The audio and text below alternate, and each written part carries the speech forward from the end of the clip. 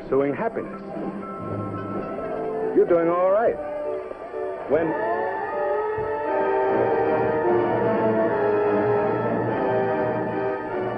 the other guy's around and he means business, so get going.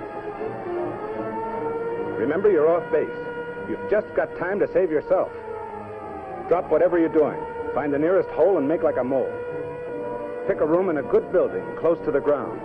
It ought to be airtight and light-proof as possible, with the doors shut, windows closed.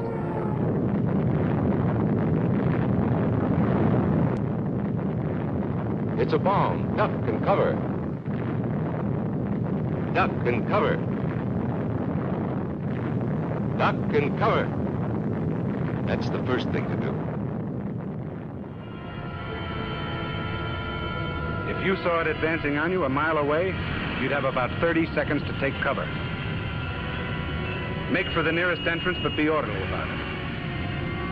If you are at home when a surprise attack occurs, crawl beneath a table if it is very near, or drop to the floor with your back to the window.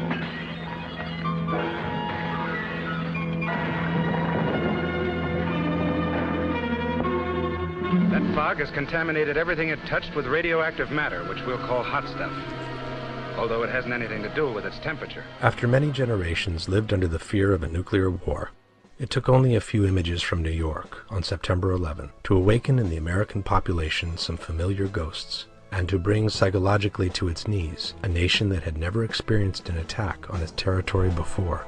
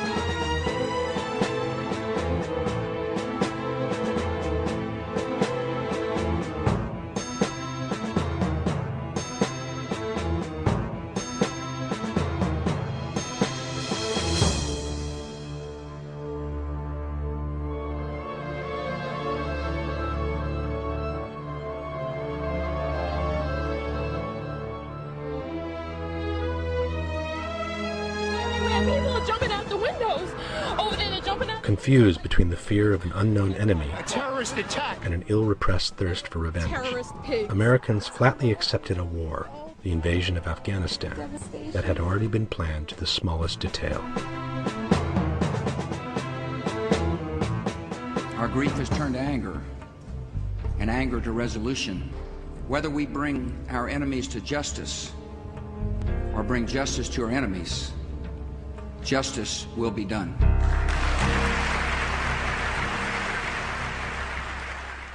Who really wanted the New York and Washington attacks? Who was truly responsible?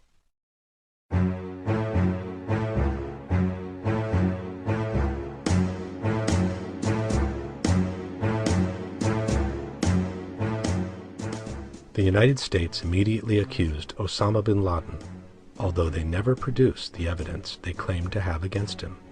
Nor did anyone express any particular surprise about the lack of a true motive on the part of bin Laden himself. It was as if the entire world was ready to accept that he was the evildoer just by someone pointing the finger at him. Everyone seems satisfied with the idea that bin Laden allegedly hated our civilization.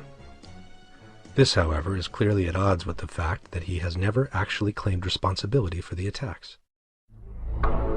The first thing every terrorist in the world has ever been concerned with was to put forward some kind of statement clearly explaining the reasons behind their act.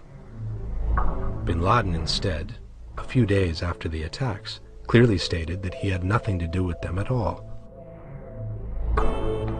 Only 3 months later would the CIA find a home video in Afghanistan in which bin Laden implies to have had pre-knowledge of the events while talking to a Saudi friend.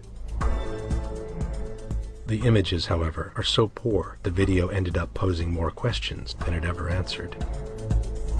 To a closer examination, the man's features only resemble those of bin Laden, but the identity of the person can be anything but certain.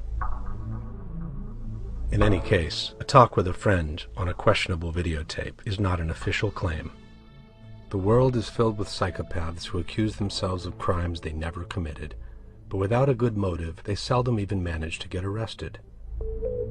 In 2006, the FBI stated that they never had any hard evidence against bin Laden, which contradicted the initial claims by the administration. The Bureau's website lists bin Laden as wanted for the bombings of the American embassies in Kenya and Tanzania, but he is only suspected of other terrorist activities in the world. Officially, Osama bin Laden has never been wanted for the September 11 attacks. It's a new age of wickedness. Popular journalist and radio host Alex Jones, who has been pointing the finger at the U.S. administration since the beginning, had foreseen the attacks 1 month before they took place, and exactly by the hand of bin Laden. This recording is from July 25th, 2001. And I want you to let them know that if there is any terrorism, we know who to blame. If any terrorism comes, it's from this government. And if there was an outside threat like a bin Laden who was a known CIA asset in the 80s,